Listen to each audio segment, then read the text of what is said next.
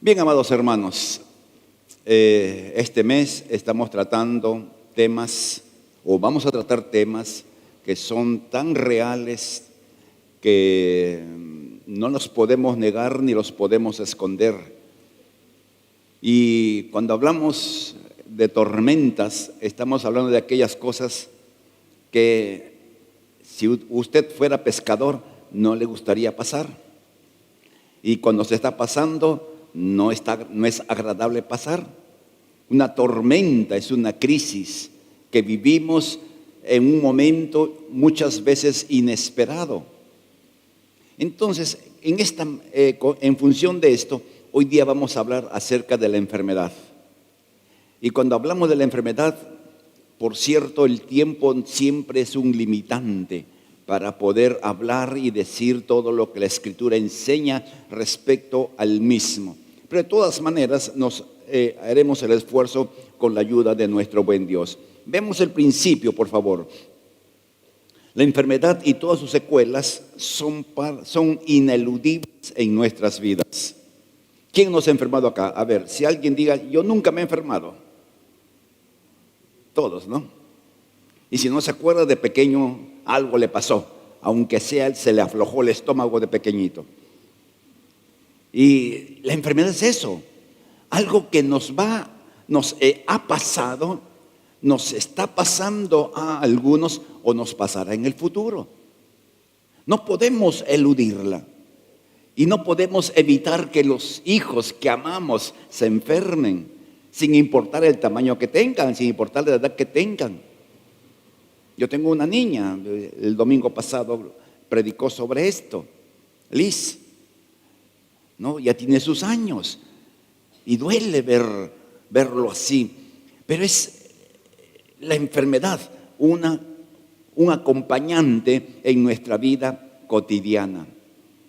Y por cierto, querido hermano, hay muchas cosas que podemos hacer para evitar enfermarnos de algunas enfermedades. Y esta mañana, con la ayuda de Dios, usted va a tomar nota.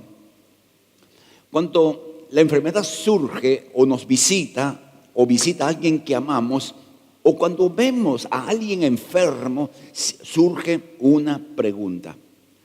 Y esta pregunta es impactante, una pregunta común, corriente a todos los que sufrimos dolor.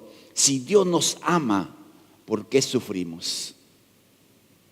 Es una pregunta que nos hacemos y yo creo que muchos de los que hemos pasado momentos difíciles, esta pregunta ha sido parte de nuestros cuestionamientos a Dios por lo que estamos pasando o sufriendo. ¿Por qué? Uno en el plano natural nunca va a tratar mal o desear el mal de un hijo. La Biblia dice que si siendo malos sabemos dar buenas dádivas, o sea, siendo pecadores o falibles, débiles, tratamos de dar lo mejor. Entonces uno dice, y Dios que es perfecto y completo y todo ello, ¿por qué me causa o por qué sufro? ¿Por qué me enfermo? ¿O por qué muero? ¿O por qué muere alguien que uno ama? Permítame, las respuestas pueden ser diversas, pero una cosa es cierta. Ese es uno de los misterios en este lado de la vida. No podemos decir por qué todos se enferman de tantas y diversas enfermedades. Estaría bien que una persona se enferme porque hizo una vida descuidada. No habría problema si la persona es una persona que abusa de la alimentación o de la mala vida o de un estrés constante. Sería lógico, eso le pasa por descuidado o porque quiere ganar solamente dinero y no descansa ni los domingos. Podríamos decir, pero muchas veces, queridos hermanos, son niños. No, estamos orando por un niño que se llama Facundo, ¿no? Que tiene cáncer. Estamos orando por Mateito, el nieto del pastor Percy. Y así cantidad de niños por los cuales oramos. Y uno dice, ¿por qué? ¿Por qué pasa esto? no nos gusta. Entonces no podemos tener una respuesta para preguntas como estas y otras más. Pero sí podemos extraer verdades y lecciones para nuestra vida cotidiana. Uno tiene que aprender, amados, que cuando no hay respuestas lógicas a una pregunta, sencillamente no vale la pena seguir preguntando, porque se angustia nuestro corazón. Se carga nuestro corazón cuando no hay respuestas a preguntas lógicas. Y allí, como hijos de Dios, ponemos nuestra confianza en Dios, que aunque no entienda lo que me está pasando o por qué me está pasando, aunque no entienda ni siquiera el para qué estoy pasando esto, ahí está la confianza. Como la semana pasada decíamos, Dios siempre tiene el control. No entendemos. Cuando pasemos de esta vida a la siguiente vida, dice la Biblia que conoceremos tal como fuimos conocidos. Ahí entenderemos. Usted y yo entenderemos por qué pasó lo que nos pasó. Entonces, con esta perspectiva vamos avanzando y quisiéramos tratar algunas realidades bíblicas. ¿Qué dice la Biblia? Génesis capítulo 1, 2 y 3 nos enseña ciertas verdades. Dios creó al hombre para vivir para siempre. Lo creó para ser inmortal, no eterno, inmortal. Y desde ese tiempo, miren, lo digo de luego, en Génesis 3:22, después que Adán y la mujer pecaron, Dios dijo, el hombre y la mujer pueden comer del fruto del árbol de vida y vivir para siempre. Explico. Dios en el huerto del Edén colocó dos árboles con dos diferentes frutos. El árbol de la vida y el árbol del conocimiento del bien y del mal. Cada uno tenía una fruta. Y cuando leemos el Apocalipsis 21, ese árbol va a estar en medio del cielo, de lo que será el cielo, y también será para sanidad. Entonces, comer del árbol de la vida implicaba que el hombre nunca jamás moriría. Nunca jamás se enfermaría. No tendría problemas de carácter físico, porque Dios, que es perfecto, hace todo perfecto. Entonces Dios hizo al hombre no para que se enferme. Dios no creó los gérmenes, los virus, las bacterias. Es el resultado del pecado, como señalábamos la semana pasada. Entonces es el marco conceptual desde el cual partimos. Entonces, como parte de las consecuencias del pecado, la enfermedad entró en el mundo. ¿Y cuántas enfermedades hay? Conocidas muchísimas y desconocidas muchas más. A veces parece increíble escuchar todas las enfermedades que hoy día están apareciendo y pareciera que cada día aparece una nueva. Alguno de ustedes que ha ido al hospital le pregunta ¿qué tiene usted? Y nos da el nombre de su enfermedad. ¿Y qué es eso? Entonces, ¿cuántos les ha pasado eso? ¿Alguien? Sí, ¿no? Hay tantas cosas.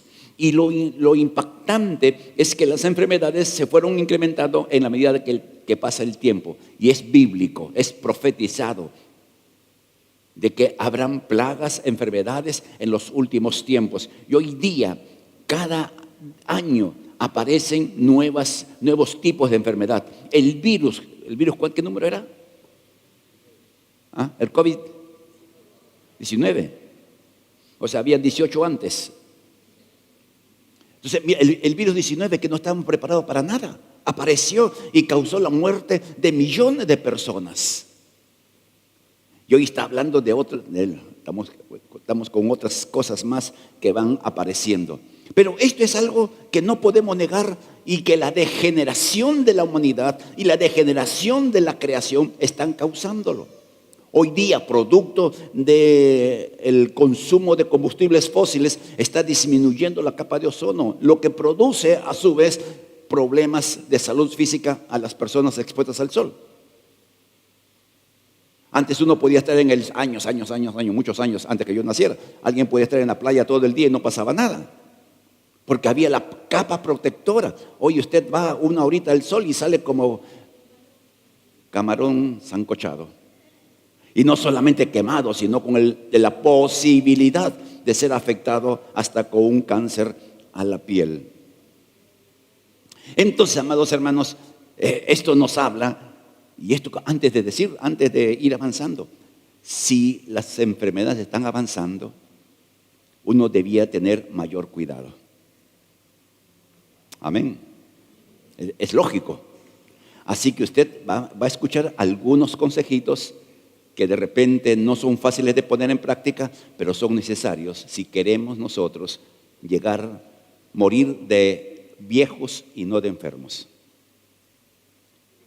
Cuando estamos en Tomás Valle, un tiempo esa era nuestra declaración de fe: moriremos de viejos y no de enfermos. Eso es lo que Dios desea, como Moisés, que murió de viejo, porque Dios se lo llevó. Bien, avancemos. ¿Por qué nos enfermamos? Entonces, aquí vamos a entrar en una serie de verdades que la ciencia médica nos ayuda. ¿Por qué nos enfermamos? El primer factor es genético. A través de los años, los genes humanos se han ido degenerando cada vez más. En el huerto del Edén y después del huerto del Edén, se podían unir, tener hijos entre hermanos y no había problemas, porque los genes en el comienzo estaban perfectos. Conforme ha ido avanzando el deterioro de los genes, que es el resultado de un estilo de vida, que es el resultado de qué es lo que uno hace y qué es lo que uno se alimenta. Por eso hoy en día en algunas parejas que antes de casarse dicen: vamos a hacer nuestro perfil genético, a ver si no tienes tú tal cosa que... Ok, ahora, una cosa, la semana pasada creo que les expliqué, el factor genético es el factor menos peligroso, permítanme decirlo así, para sufrir una enfermedad en nuestra vida física. Es el factor de menor peso o importancia. Pero es un factor interesante. Otra razón por la cual nos enfermamos es la edad. Ya lo que estamos en base preciosa, de la edad de oro para arriba. Recuerde, queridos hermanos, compañeros de milicia de 60 para arriba, este sábado tenemos una reunión. ¿Ya? No trate de cambiar su edad, incluyendo a las damas. Pero ¿qué ocurre, amados hermanos? La edad en los años que vamos avanzando, nos vamos deteriorando. Miren, yo he trabajado en mi trabajo y la altura en que yo he andado sin ningún miedo, mirando para abajo sin sentir nada, son más de 30 metros colgados de un andamio. Ahí colgado yo miraba para abajo y nada me daba, ni mareo, ni miedo, nada. Hoy día yo al cuarto piso de mi casa, en la azotea, miro para abajo y ya tengo que retirarme. A ver, ¿cuántos hermanos veteranos le pasa eso? Ya no escuchamos bien, ya nos vemos bien, ya comenzamos a ser más crocantes. Sí, ¿no? Con los dolores articulares y todas esas cosas.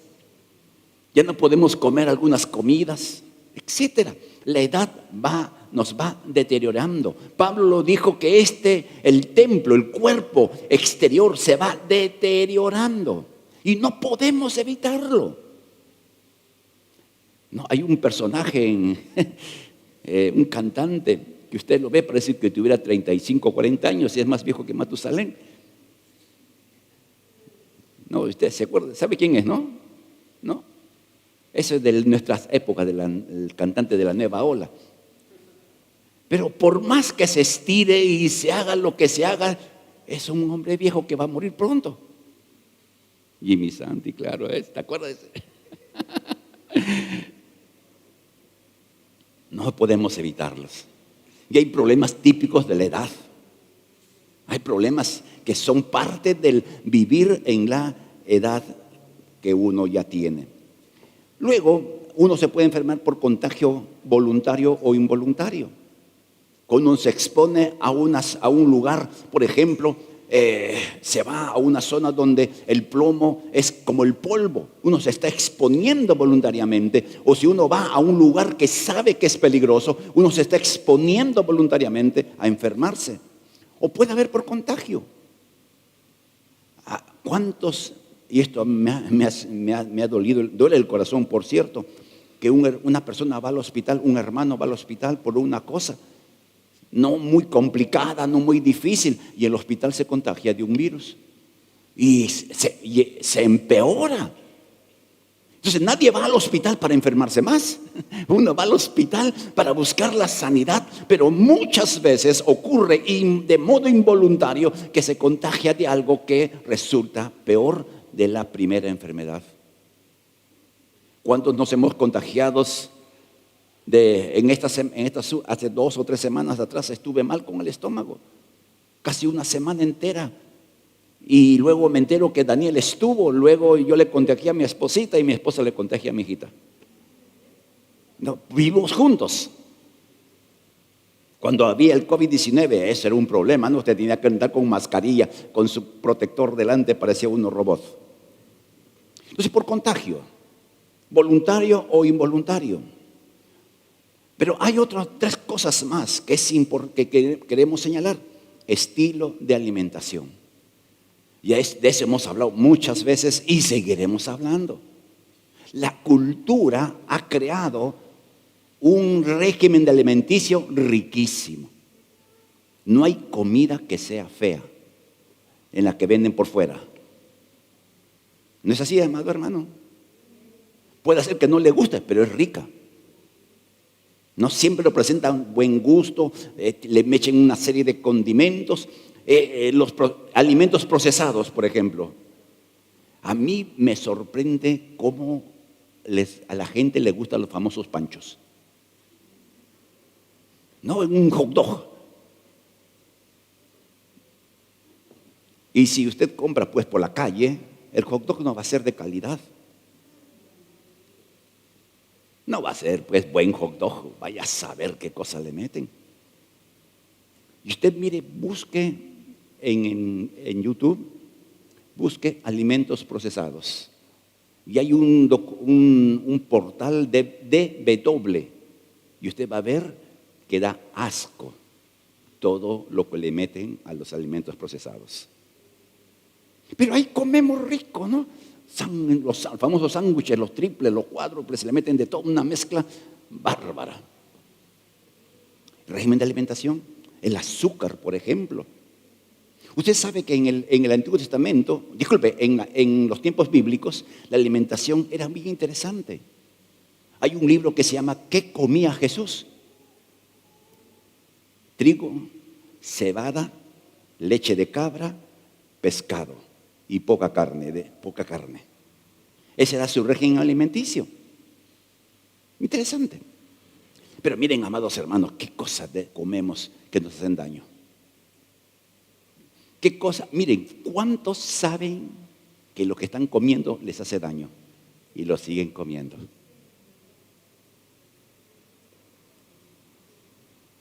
Yo creo que casi todos, ¿no? Casi todos hacemos eso. Ya la semana pasada hablábamos algo de esto. No, tú vas a Pollos Rockies, el mejor pollo del universo. Soy socio honorario de Rockies, por cierto, ¿no? Pero la cultura te ha dicho, nos dice, nos bombardea por la televisión, en los medios publicitarios y aún en la misma tienda, tu pollo y tu gaseosa. ¿No? Así es. Y la gaseosa tomándolo en medio de la que está comiendo uno. Es lo típico. Y usted no sabe que eso daña. Solamente, míreme, ya usted cómo es el pollo. La gaseosa en medio del alimento, aunque sea agua. Usted puede buscar portales médicos. El agua se debe tomar antes o después, nunca de por medio. Entonces nuestro régimen de alimentación que nos daña. Así que, ¿cuántos queremos vivir bastantes? No, vivir, llegar a viejos pero sanos. Y a algunos ya les parece un poco difícil ya lograrlo, ¿eh? El abuso de la sal, ay, hermanos, cuántas cosas. ¿Usted sabía los famosos chocolates sublimes? Son ricos. ¿Cuánto les encanta el sublime? ¡Ah, qué rico! No tiene casi nada de cacao, que es el chocolate. La próxima vez que usted vaya a comprar, compre su sublime, lea el contenido. Casi nada de cacao. Pura azúcar. Segundo, otro factor, el sistema de vida, el ritmo de vida. Vivimos acelerados, vivimos desesperados, estresados por la situación de nuestro diario vivir, que es resultado de lo que veremos un poco más adelante. ¿Por qué vivimos tan acelerados? Ese sistema de vida nos va dañando, nos va afectando. Esto es como un carro que tú le das y le das y le das y le das. No haces cambio de aceite, como le pasó al pastor Joel. Compró su carro y se olvidó del cambio de aceite. Hasta que el carro, ¡prum!, dijo, hasta aquí llegué. Le costó carito ponerlo en orden todo ello.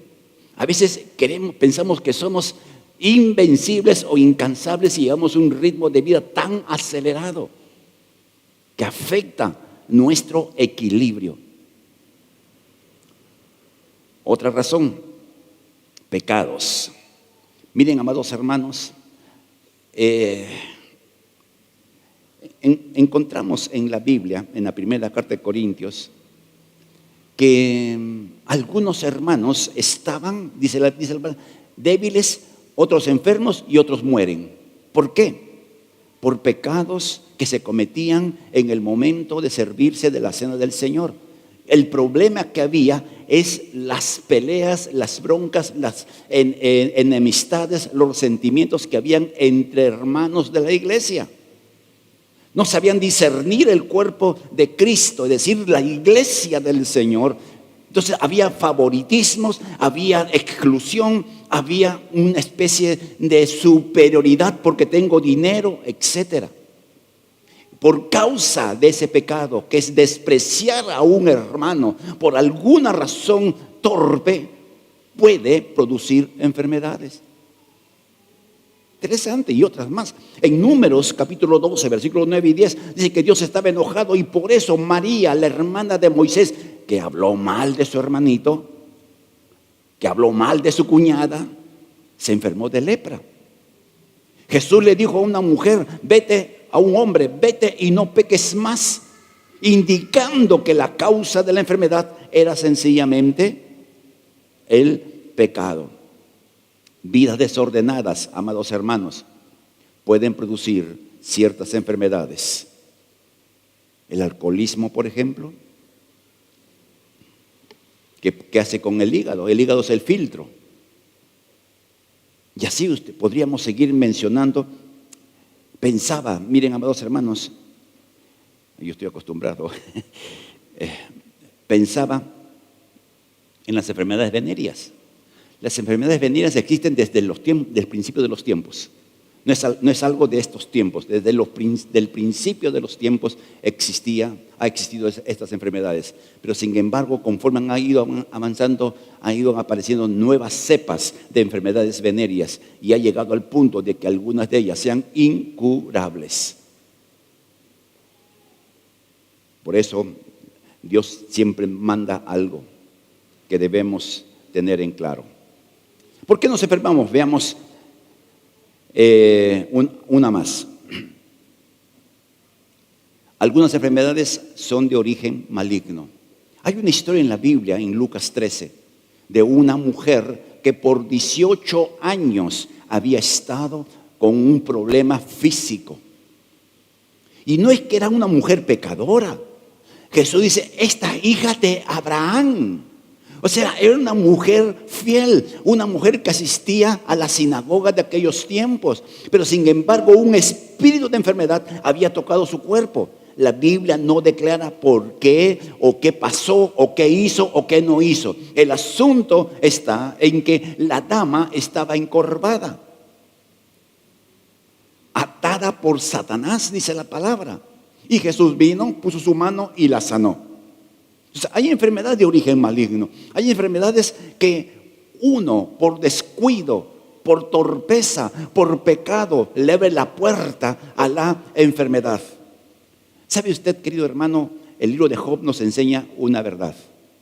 Cuando Satanás confronta a Job contra Dios, le dice: piel por piel, todo lo que el hombre tiene dará por su salud.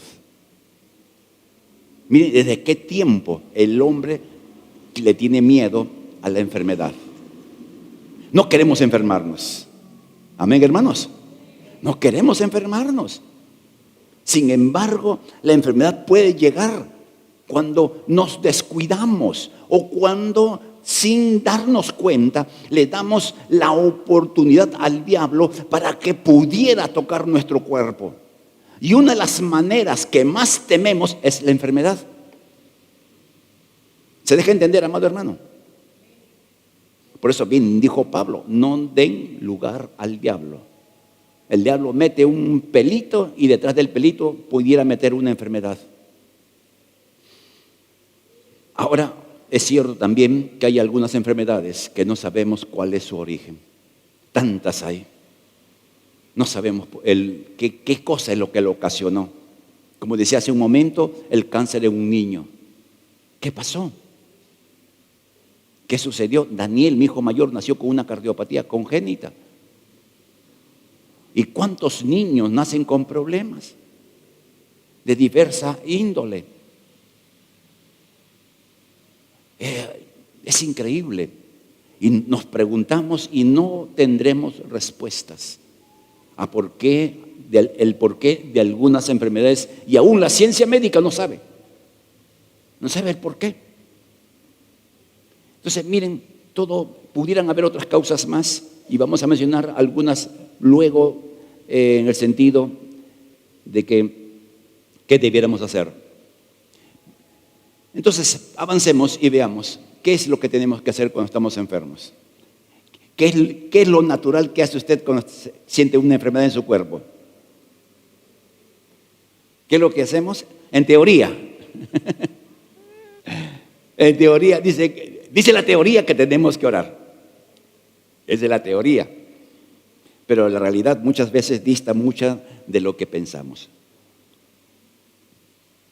Pero no estamos aquí para condenarlos, hermanos, para decirle: no, usted es un mal cristiano, como es que hace esto y no ora primero. No, sino sencillamente para ordenar nuestras vidas. Porque la enfermedad es una escuela para muchos de nosotros. En la enfermedad es que nos acordamos de algunas cosas. Y entonces, con eso en mente, amados hermanos, vamos a ver qué es lo que debiéramos hacer. Varias cosas, pero mencionemos tres primero. La primera: nunca estás solo en medio de tu enfermedad. Amén. Cuando la enfermedad es complicada, cuando la enfermedad nos tira a la cama. A mí me ha pasado. En este tiempo que estuve mal del estómago, no podía estar de pie, estaba echado casi todo el día. Y mi esposa ni por ahí miraba y seguía. Estaba solo. Hasta la mascota que tenemos se fue. Y pareciera que estamos solos. Y creo que es una sensación que angustia el corazón. Porque en medio de la enfermedad uno quisiera que alguien por lo menos esté allí mirándonos o hablándonos o molestando en algunos casos. Pero miren, amados hermanos, en medio de una enfermedad, sea cual fuere, aunque esté solo en una sala del hospital, aislado de repente por el tipo de enfermedad, nunca estamos solos. La Biblia dice en Hebreos 13:5, nunca, la palabra nunca, ¿qué significa? Nunca, nunca te fallaré, jamás te abandonaré. La promesa divina de su presencia en los tiempos de enfermedad, esa es una garantía absoluta, 100% cumplida, sea cual fuere nuestra enfermedad, sea una enfermedad degenerativa, sea una enfermedad final o sea una enfermedad simple y común, Dios está allí. Y surge la pregunta, ¿por qué no me sana? Luego diremos. Pero lo primero que debemos captar en ese proceso en que pudiéramos estar pasando o pasaremos algún momento o hayas pasado en algún tiempo antes de hoy día, esos sentimientos de soledad son falsos, porque el sentimiento de soledad nos lleva muchas veces a culpar a otros o a culparnos a nosotros mismos. Nunca estás solo, siempre Dios estará a nuestro lado. Recuerde, nunca te fallaré, nunca más te abandonaré. Lo segundo que tendríamos que hacer es orar con toda la pasión de tu corazón. El dolor desata o debiera desatar la oración. Es cierto que cuando estamos enfermos y oramos, comenzamos con queja. Señor, ¿por qué me pasa esto? Señor, si yo. ¿A cuánto nos ha pasado eso? 2, no más, 3. Que es que usted sea en calidad, pues usted tiene un pastor más imperfecto. Pero los salmos nos muestran esta verdad. La oración en crisis conlleva queja. El Salmo 42, ¿por qué te abates, oh alma mía, y te turbas dentro de ti? Sí, o sea, ¿cómo estaba el salmista? Me acuerdo cuando llevaba a la iglesia a gente. Uy, amado hermano, los libros, usted lea los salmos. O si no, baje una aplicación al celular que se llama la Biblia dramatizada y usted le puede escuchar. Ahí mientras está haciendo sus cosas diarias, escucha la palabra. Porque la fe viene por oír. Entonces, uno cuando está en problemas, no solamente enfermo, en cualquier problema, uno debe orar con todo el corazón, aunque uno comience con quejas. Porque hay algo real. Dios sí escucha. Aún las tonterías que podemos decir, aún las torpezas que podamos hablar, Dios no va a voltear su rostro cuando nosotros en nuestra oración de crisis estamos cuestionando hasta el amor de Dios. Ahí Dios está. Miren, ¿cuántos de ustedes llevó a su pequeño al hospital y tu niño que le tenía terror al médico nos decía, tú eres malo o mala? No, así es. Usted le escuchaba. Decía, cállate muchacho. No. Sino que uno trata de calmarlos, tranquilizarlo. Miren, ¿por qué decimos esto? Salmo 34. Disculpen, en mi desesperación oré y el Señor me escuchó. En mi desesperación. Cuando uno está desesperado, habla cualquier cosa. Hasta se nos sale el callejón. A veces. Me salvó de todas mis dificultades, pues el ángel del Señor es un guardián que rodea y defiende a los que temen al Señor. Entonces hay que orar. Dios sí escucha. Dios no cierra su corazón. El profeta Isaías dijo que en toda angustia nuestra, Él es angustiado. Él no es insensible a lo que estamos pasando. No es indiferente cuando estamos quejándonos productos del dolor. Ahí está. Así que, amado, oremos. Oremos al Señor. Si bien Dios de repente no nos sana, pero nos ha de ayudar a botar todo lo que está dentro. Y luego viene la paz. En tercer lugar, algo muy simple. Si usted ora y no se sana, vaya al médico. Amén. A los hombres no nos gusta. ¿Sabe usted que las estadísticas frías y crueles dicen que los hombres van al hospital cuando ya no pueden hacer nada? En el primer culto el pastor Percy estaba contando que fue al médico y el médico dijo que usted tiene una complicación en su próstata, sería bueno que se opere. El pastor dijo, no, el Señor me va a sanar. Y sí, lo sanó por una operación que le dolió hasta las pestañas.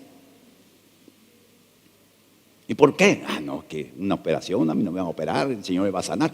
Si uno ora, amado hermano, y uno no recibe la sanidad, uno en sabiduría nos debe ir al médico. Y tomar medicamentos no es falta de fe. No tomar es insensatez. ¿Cuántos sufren presión arterial alta? A ver, levante su mano. ¿Cuánto? ¿Sin vergüenza? No, sin ninguna vergüenza, ¿no? ¿Sufren presión alta por ahí? ¿Por acá? ¿Sí? ¿Por acá? Ya. ¿Ha tomado su pastilla hoy día? No, me olvidé. Después que vuelvo. ¿Pero se debe tomar a qué hora? En la mañana.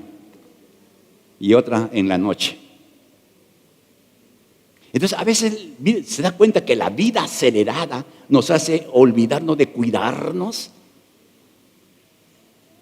Esto lo supe, lo aprendí porque yo sufro presión arterial. La presión arterial es el asesino silencioso. No te avisa. En 1 Timoteo 5:23 el apóstol Pablo decía, no bebas agua a causa de tus enfermedades, solamente debes tomar un poco de vino, ¿no? Para el bien o la salud de tu estómago. O sea, en aquellos años una forma de medicarse era, o evitar complicar una enfermedad estomacal, era no tomar agua, porque no había agua potable. El agua venía por acueductos, al aire libre. Imagínese, está bajando el agua por el acueducto que hasta el día de hoy existe y pasa una bandada de palomas y dejan su gracia en el agua. Ya usted me entiende, ¿no? Y esa agua llega a tu caño y tomas agua más. Entonces por eso Pablo recomienda, no tomes agua.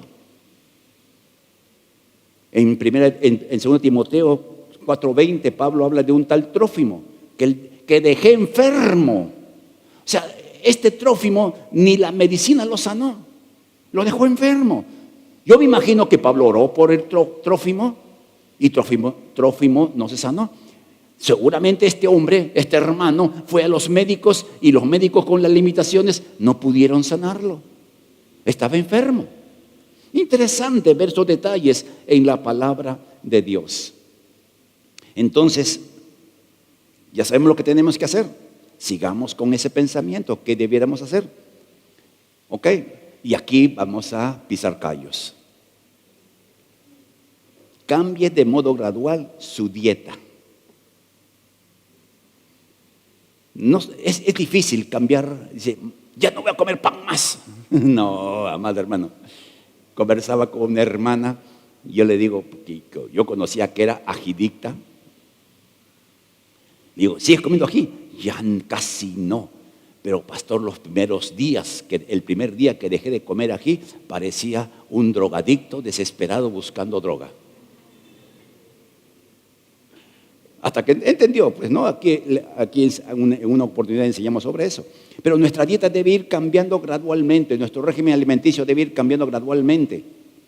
Bajar la ingesta de azúcar, bajar un poco la ingesta de sal. No debemos dejar la sal porque ningún producto, ningún alimento genera sal. Debemos servirnos poca sal.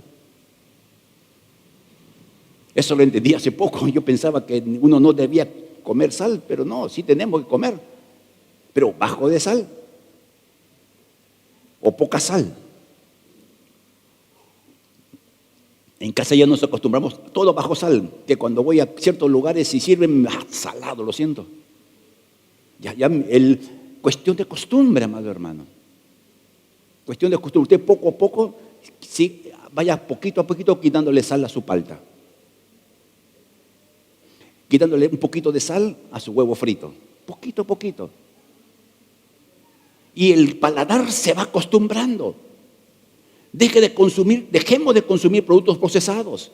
Mortadela, jamonada, el chicharrón de prensa que es tan rico, Dios mío. No, por eso Dios lo que hace mal se presenta en buen envase. Pero tenemos que buscar una dieta sana y equilibrada. Y eso está determinado por la edad que tengamos. Una dieta para un joven es un tipo de dieta que es para un adulto. Entonces es bueno, amado hermano, que nosotros vayamos en ese proceso gradual. Y los que tienen niños vayan alimentando a sus hijos de manera saludable. Ahora a los pequeñitos, desde pequeños y petizos con su gaseosa tomando. O con sus chisitos. ¿Qué más? Eso. ¿Qué más? Galletas. ¿Qué podríamos decir? Segundo, cambie su estilo de vida. No se acelere tanto, no se desespere. Si no pudo hacer algo, tranquilo, tranquilo. No se acaba el mundo. Nos estresamos por cosas que no hacemos. Y vivimos un ritmo acelerado que muchas veces nos causa más daño del que nos podemos imaginar. Tranquilo. Amén. Baje el ritmo. Descanse físicamente. No se desespere, amado hermano. Ahora, discipline su tiempo de dormir. La cultura nuevamente. No, la cultura nos ha hecho dormir menos de lo que nosotros debiéramos. Hay una página oficial del gobierno de Estados Unidos. Entonces podemos confiar en lo que dice, ¿ok? No es una página cualquiera. Durante el sueño, su cerebro pasa por 5 fases diferentes. Diferentes cosas ocurren en cada etapa. Miren, en cada etapa pasa algo diferente. Usted pasa patrones de ondas cerebrales, en cada una de ellas, su respiración, ritmo cardíaco, temperatura, pueden ser más rápido o más lentas en algunas etapas. ¿Qué ocurre cuando uno descansa bien? Sentirse descansado y con energía para el día siguiente. Entonces, si usted duerme tarde, va a amanecer cansado. Por eso es típico en los microbuses, en la movilidad, uno se sienta y todos, o casi todos, ¿cuántos de ustedes han pasado del paradero?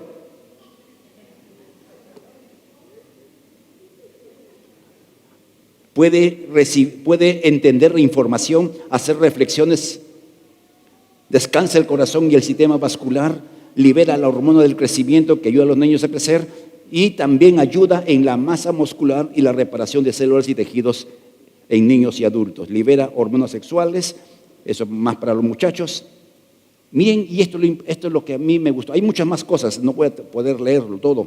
Evita enfermarse o mejorarse cuando se está enfermo. ¿Cuántas horas debemos dormir? Los niños recién nacidos, de 6 a 18 horas. Niños recién nacidos, ¿no? En edad preescolar, 11 a 12 horas. En edad escolar, por lo menos 10 horas. Adolescentes, de 9 a 10 horas. Los veteranos, de 7 a 8 horas. Eso es lo que la ciencia dice. ¿Cuántas horas realmente dormimos? Y eso no tiene que ver, entonces me acuesto a las 12, me levanto a las 8. Nuestro cuerpo está alineado al horario en que estamos. Y el sueño de reparador es después de las, más o menos 2 de la mañana. Después de 4 horas, 2 de la mañana, comienza el sueño reparador. luego dormir por lo menos 3 a 4 horas. Entonces, si tú adelantas, o sea, dices, no, voy a dormir a las 12, no funciona a las 4 de la mañana. No funciona. Así que usted comience nuevamente gradual, pasito a pasito, a echarse un poco más temprano. Hace años yo creía que la noche era la mejor hora para estudiar. Eso es lo que yo creía. Y un día yo estaba estudiando como a las 12, 1, y Dios pone un pensamiento en mi mente. Acuéstate a las 10. A las 10 de la noche. Tan temprano. Es mediodía, 10 de la noche. Pero ya yo había aprendido a escuchar a Dios y saber qué era la voz de Dios. Y comencé en ese proceso lento, aburrido, de echarme a las 10. Me fui, la primera noche me fui y me acosté a las 10 de la noche, parecía esos perritos cuando van a dormir.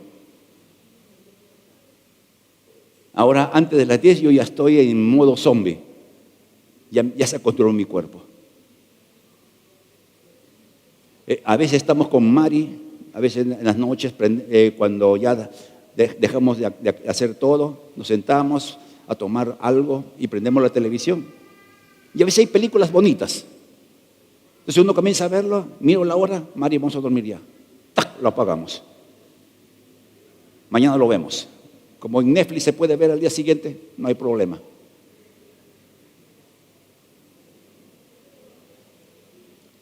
Vaya poco a poco, amado hermano, acostumbrándose. Usted va a ser beneficiado.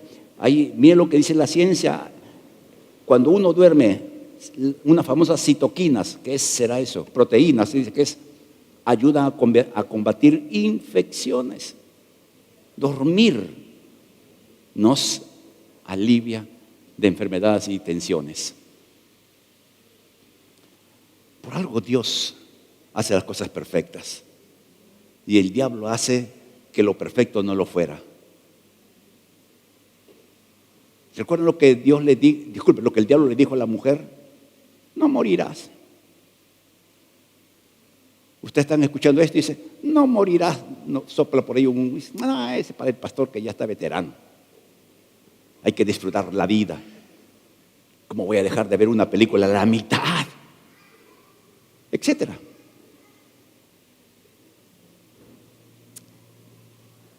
Mi tarea, es decir, su responsabilidad es escuchar y actuar. Su decisión es su culpa. No, disculpen, los efectos de su decisión serán su culpa. ¿Se da cuenta por qué algunas veces nos enfermamos y le echamos la culpa a Dios cuando uno es culpable? ¿Ya estamos entendiendo? ¿Estamos entendiendo, amados hermanos? Entonces a veces ocurre. ¿Por qué me he enfermado? Si Dios sacara la relación de cosas que hemos hecho o no hemos hecho, diríamos, perdón Señor, estoy mal. Entonces, avancemos y veamos, según Dios, cuál es el propósito de las enfermedades. El para qué nos enfermamos. Ya vimos más o menos para tratar de entender el por qué nos enfermamos. Ahora veamos el para qué. Dice, ¿qué propósito bueno va a haber en la enfermedad? Sí lo hay. Porque cada enfermedad, cada dolor, cada circunstancia difícil es una escuela. Según Dios, desde la perspectiva de Dios. En primer lugar, nos ayuda a entender que dependemos de Dios, porque nada nos ocurre que Dios no lo ordene o lo permita. Es decir, nos enfermamos porque Dios lo permite. ¿Y por qué permite Dios que me enferme? Porque el enemigo, el adversario, tiene derechos legales sobre nuestra vida por las cosas que hemos mencionado. Cuando leemos la Biblia encontramos de que Job perdió todo por una sola razón. Él dijo, lo que yo temía me ha alcanzado y me ha ocurrido lo que yo esperaba que me ocurriera. O sea, ¿qué cosa tenía el diablo en Job? El temor. Y el temor abrió la puerta para que Job perdiera todo lo que perdió, menos su esposa. Seguramente ya en ese tiempo había estadísticas que habían más viudas que viudos. Pero nada ocurre por casualidad. Dios tiene el control de nuestras vidas, aunque nos cueste entender y aunque no tengamos claro el para qué. Dios tiene el control y hay un propósito detrás de cada situación. La segunda cosa que aprendemos de la enfermedad es que no somos tan fuertes como pensamos. Acá hay hermanos veteranos, ¿recuerda usted cuando era joven? Yo veía a un enfermo, enfermo. Y ahora que ya estamos en esa edad, no somos tan fuertes como pensamos. O la fortaleza física dura una etapa, no toda la vida. ¿Está claro? Si usted, acá hablo a los jóvenes, no siente nada, no le duele ni la pestaña, no se enferma, es ahora. Es este tiempo. Pero tarde que temprano va a sufrir enfermedad, sea por descuido, sea por las razones que fuera, y mostrará que no somos tan fuertes como pensamos. En tercer lugar, la enfermedad nos enseña quién realmente es quienes nos aman. Hay un dicho, un proverbio común: échate a la cama y verás quién te ama. La enfermedad descubre a los supuestos amigos que nunca lo han sido. La enfermedad descubre a quienes realmente nos aman. Y a veces no es la familia, a veces son amigos que ayudan en un momento de crisis. Y la familia no. ¿A cuánto les ha pasado algo así? En la enfermedad, en una situación crítica, vio que a quienes uno esperaba que nos ayudaran, dieron la espalda o se hicieron los tercios, como dicen los muchachos, se hicieron los locos, como dicen otros. No porque no podían, sino que no quisieron. El egoísmo humano, por cierto. Por eso la enfermedad enseña verdaderamente quién nos ama. Quién realmente tiene un interés genuino en nuestras vidas. Una tercera razón por qué nos enfermamos: para ser empáticos. La enfermedad nos enseña a entender a los que sufren. Nadie puede entender a un enfermo si es que primero no ha estado enfermo. La palabra de Dios nos dice de que Dios nos consuela en todas nuestras dificultades para que nosotros podamos consolar a otros con el mismo consuelo con que uno ha sido consolado. Como siempre he dicho, yo entiendo el dolor de quienes pierden seres amados. Yo entiendo, porque lo he vivido. Perdí a mi mamita, comenzó primero a mi mamita, a mi hermanita, a un hijo y a mi padre. O sea, familia. Entonces, cuando voy a un velorio o a un sepelio, yo entiendo el dolor, empatizo con ese dolor, sé lo que es perder a alguien que uno ama. Pero mucha gente que no ha vivido eso, como que le da lo mismo. Entonces, el dolor nos hace sensibles. El dolor nos coloca en el plano de igualdad con otros que también están pasando o pasarán dicha situación. Finalmente, en estas razones, el dolor es como un examen que prueba qué calidad de fe tenemos. Que si seguimos al Señor porque estamos sanos, o porque y si me enfermo, bueno, ¿para qué quiero Señor si me enfermo?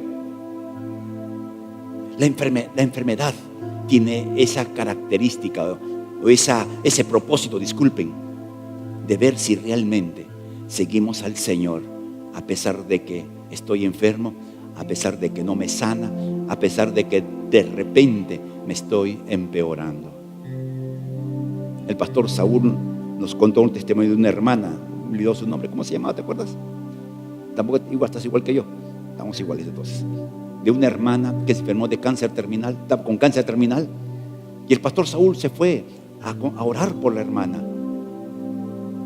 Y en lo que hablaban, la hermana le dijo algo: pastor, yo prefiero morir creyendo que Dios me puede sanar que morir dudando. Ese es un nivel de fe increíble.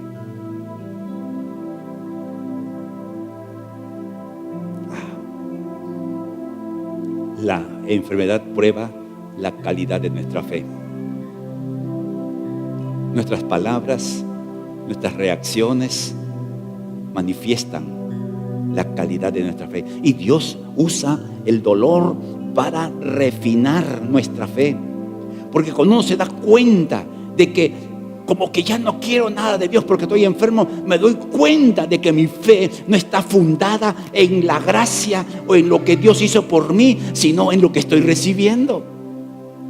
Me da sanidad, ay, qué lindo mi Dios. Me da dinero, ay, qué lindo mi Dios. Me da lo que yo quiero, qué bueno es Dios. Pero cuando no lo recibo, entonces Dios es malo. Entonces yo no sigo a Dios por un amor genuino, sino por un interés escondido. Esto es fuerte.